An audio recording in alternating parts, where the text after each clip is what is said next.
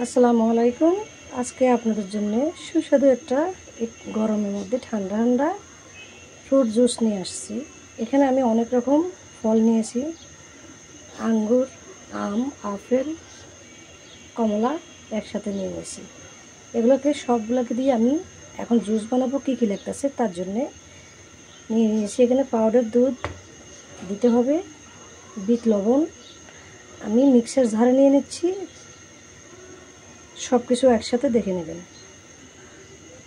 এখন মিক্সার জারে আমি সব কিছু একসাথে নিয়ে নিচ্ছি। আঙুর নিয়ে নিচ্ছি, আমগুলো দিয়ে দিচ্ছি, আপেলগুলো দিয়ে দিচ্ছি এবং কমলাগুলো দিয়ে দিচ্ছি একসাথে। সব কিছু একসাথে দিয়ে দিচ্ছি। এবার বিট লবণ দিয়ে দিচ্ছি, গুঁড়ো দুধ। সব কিছু মিক্সিং জারে নিয়ে আমি এবার একটু ঠান্ডা পানি দিয়ে দিচ্ছি। আপনারা চাইলে আইস দিতে পারেন। এবার আমি ব্লেন্ড করতে যাচ্ছি, ব্লেন্ড করে নিয়ে আসবো। তাহলে দেখুন আমি ফলগুলোকে ব্লেন্ড করে নিয়ে আসছি। একেবারে মিহি হয়ে গেছে। কিছু কিছু অংশ হালকা থেকে গেলে এটাকে একটু ছেঁকে নিলে হয়ে যাবে। আমি এখানে চিনি এবার আরও একটু ব্লেন্ড করে নিব।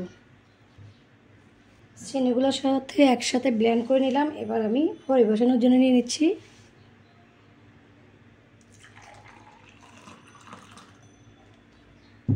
নিয়ে এলাম। এবার আমি এখানে আইসক্রিম দিব। একটু সুন্দরের জন্য একটু সাজিয়ে নিচ্ছি।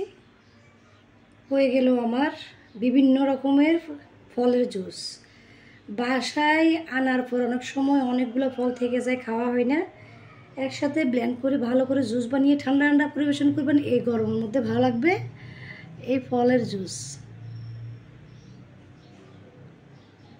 তো আজকের রেসিপিটা আপনাদের সাথে শেয়ার করে নিলাম, আমি কীভাবে জুস বানালাম।